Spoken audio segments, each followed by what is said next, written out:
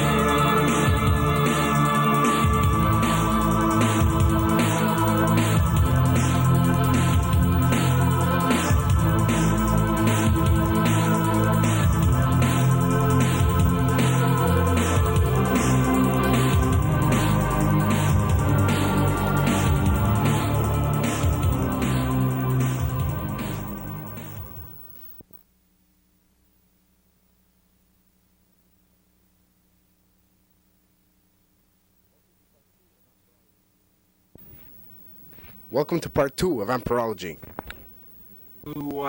Give me your opinion on the commercialization of vampirism here in the 90s today. Well, personally, I view it as something alright. It was something that helped the vampire become more acceptable, because the commercialization, which is like when you look at like Bram Stoker, there was Dracula itself, like Bela Lugosi previously. There's the Lost Boys, which is an older movie. Excellent movie. And even also the one by Anne Rice, of course, can't forget her, because she's the one, I think, who really brought it out more. Well, she's the one that basically opened up all doors for all authors and script writers for movies. Yeah, of course, like you could tell by how commercial it is, because you could even find anything you want about the vampire on the internet. Like, you can join clubs on the internet, you can... It's become like a widespread thing. Like it's known all over the world now. You know, it's like it's not just a folklore that originated in some obscure village anymore. It's like something that has broadened its horizons. It's become widely spread. It's just like Christianity, I guess, now about. Why do you think so many people are fascinated by the folkloric legend of vampires? I think it's mysterious, it's dark, it deals with a lot of taboos, you know, drinking blood and strange stuff like that, cannibalism, and the sexual nature of vampires is also very attractive, and that's why it's really popular now. Look at how many books and movies are being made. In your opinion, could you tell me why do you think actually that such a legend is more accepted now than it was in the 16th and 17th century? Well, because we're living in a modern age. We're living in the age of computers and rationale and science, and there's no part of the world that hasn't been explored now. So we humans, we know everything about our planet. So something like vampires, there's the folkloric legend is sort of it's not as relevant as it was 200 years ago when people were more superstitious. Now people are less superstitious now. Let's say vampire games, because I really want to put the word on it because it's a game. But vampire games take, let's say, a big chunk of my life, like a fourth or fifth of my life, but it's really big for me. The rest is sleeping, eating, and some other games. So what I say, do you ever plan on continuing with this thing, like in the future, like organizing your own role games? Well, maybe not. Well, I did organize some in another bar when I was working in another bar, but it was only one night, and it was really cool. But now here, it's almost every night. All the vampires come here. They're sure that they're gonna meet another vampire, and it's gonna be some kind of game. It's gonna be continuing. I think that's the most fun part of the place here, is that anyone who's in this vampire thing can come here and meet other people who do the same thing, and I think that's most of the fun. But to what extent do you think the people go to here? I mean, what was the worst thing that ever happened here? Was there a situation where you had people actually biting each other? Well, because I've heard of such stories happening. That happened is that Many people in the vampire games they carried fake weapons, but some people took it a little bit seriously, and they had a very, very lifelike fake weapon. And in the little park down there, I don't think it was a month ago or something, and there was about 20 police cars, and really there was the weapon drawings, and they said, "Don't move and drop your weapons." They were all fake, but you know. So now the only weapons that are allowed is like a big pump gun, the yellow, and you know you can't miss that it's in plastic. Yeah. What do you think could have possessed him to do such a thing? You know, could it be that twisted mentality again, or weak-mindedness? Oh no, it's just that it's part of the game. Vampires are really violent, but our times are in need of violence. I think everyone now we gotta find a way to, I don't know, to let the steam out, you know. And violence is extremely repressed in those days, but we need it. God damn it, we lost the primal urge to kill, so we find other ways to just fake it, but it's good enough, you know. So you don't need to kill someone. And again, like that, you say, "Hey, man, I just killed you." That's good enough. You get the satisfaction of, okay, I killed a guy, and that's not that bad, you know. He's not really dead. He's gonna get over it. Nobody's hurt. But it never ends up to the point where people take it a bit too seriously? Yeah, people get frustrated, but most of the people there are here for the fun. So if they don't take it, well, they don't play. It's part of the game, you know.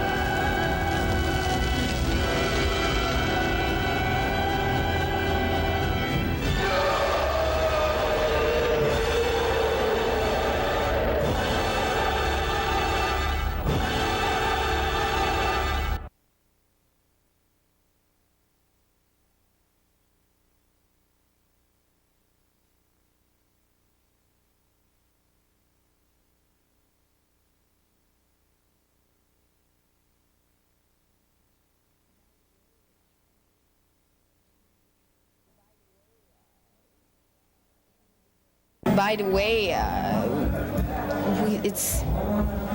c'est une façon d'extraire nos émotions puis de se sentir mieux après.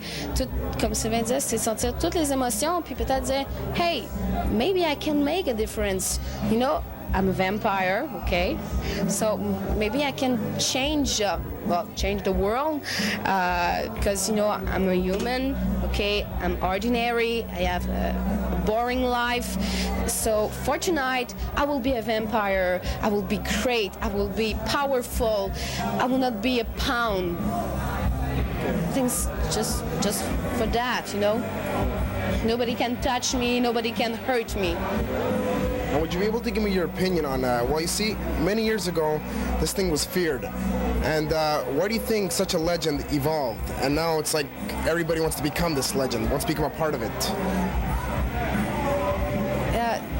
Les gens ont peur de rien aujourd'hui. You know, tu regardes des films d'horreur, OK? C'est comme, tu regardes un film d'horreur, puis... les gens ont peur de rien. Les gens aiment avoir peur. C'est pour ça qu'à la ronde, les gens ils vont dans le monstre, des choses comme ça. On veut ressentir les émotions. On veut être plein d'émotions. On veut avoir peur parce qu'on a l'impression que il n'y a pas personne, il n'y a pas rien qui nous fait peur. On recherche la peur. Et puis, c'est que les gens ont apprivoisé cette peur-là. Je crois, ils l'ont apprivoisé, puis ils l'aiment. Ils aiment avoir peur, puis c'est un feeling, c'est se sentir vivant, je crois. Know nothing of God or the devil.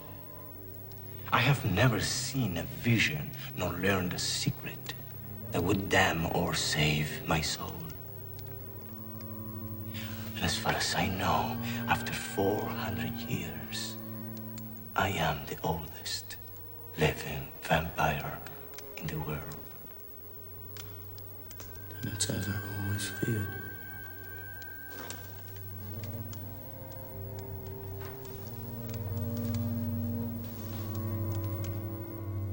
You fear too much.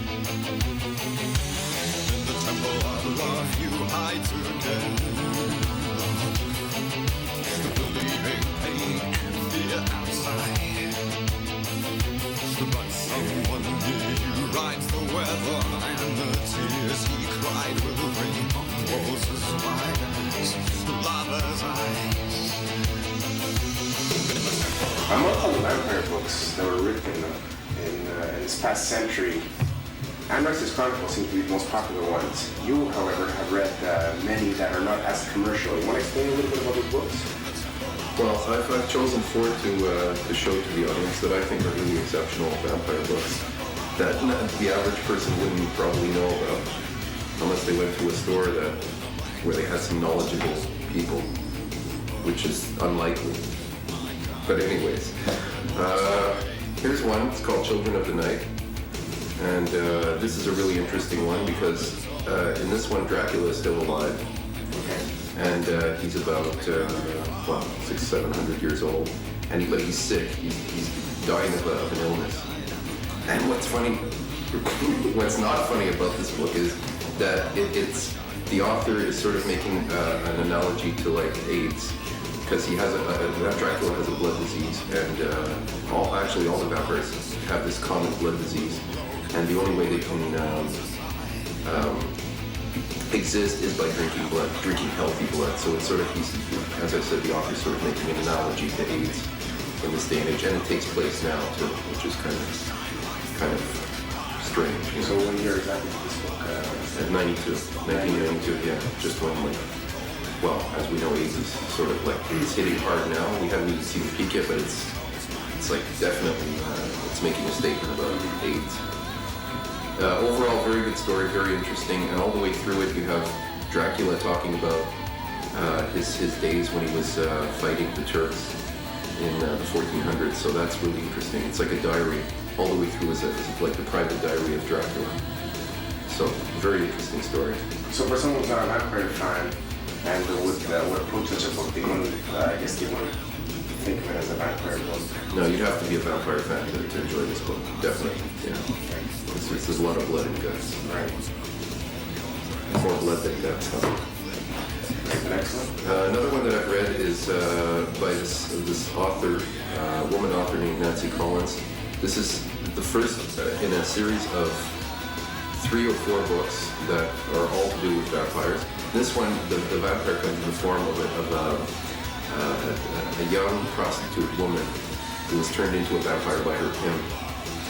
And it's pretty good. She's kind of very punkette, and there's lots of. It's pretty gory. It's a pretty entertaining, very very adventurous. A lot of action, a lot of cool fights, and pretty interesting. And it did winner of the Bram Stoker Award for 1990. So it's a really good book. It's a really well written.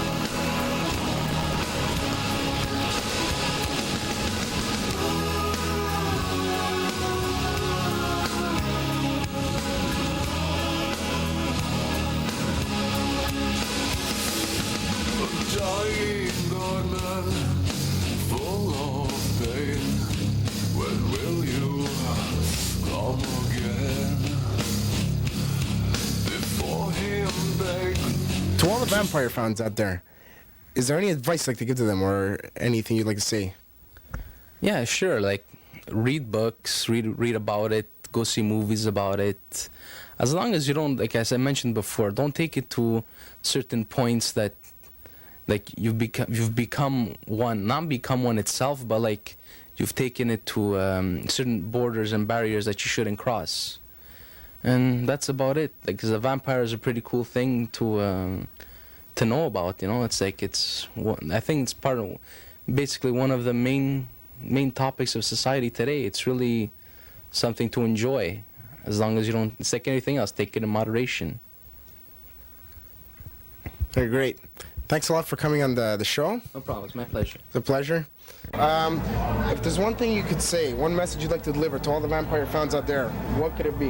What would it be? Be a vampire forever.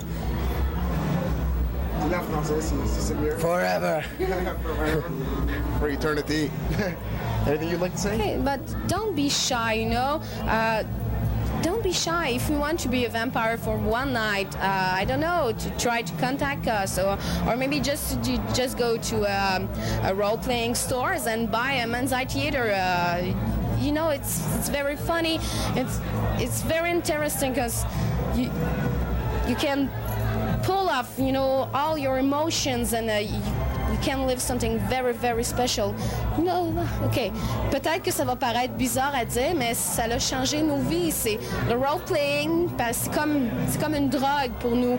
On en a besoin, on aime ça, puis ça fait partie de nos vies. Je me suiciderai pas si mon personnage meurt, mais on aime ça, c'est bon, puis ayez pas peur, soyez pas gênés de ce que le monde ils vont penser.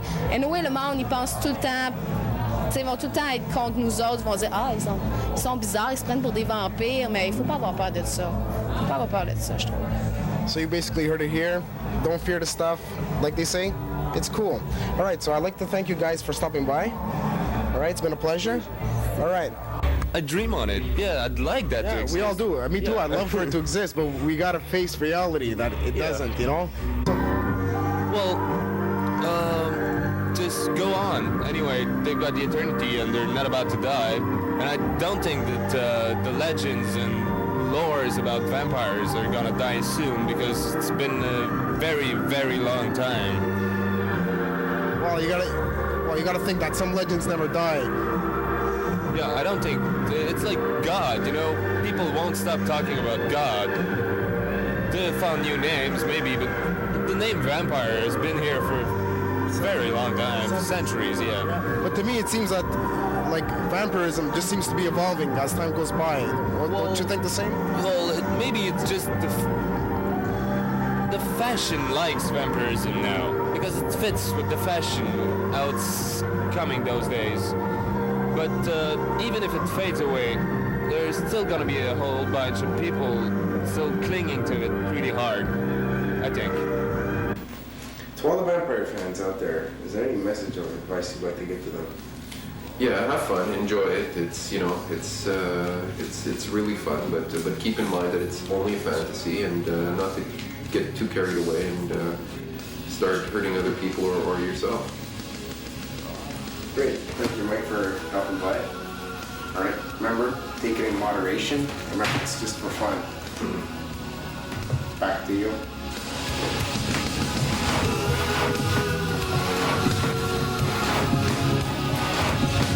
That's it for Vampirology Part 2. I'm your host, Antonio, saying see ya. And remember, say no to drugs, and yes to blood, and yes to blood, and yes to blood.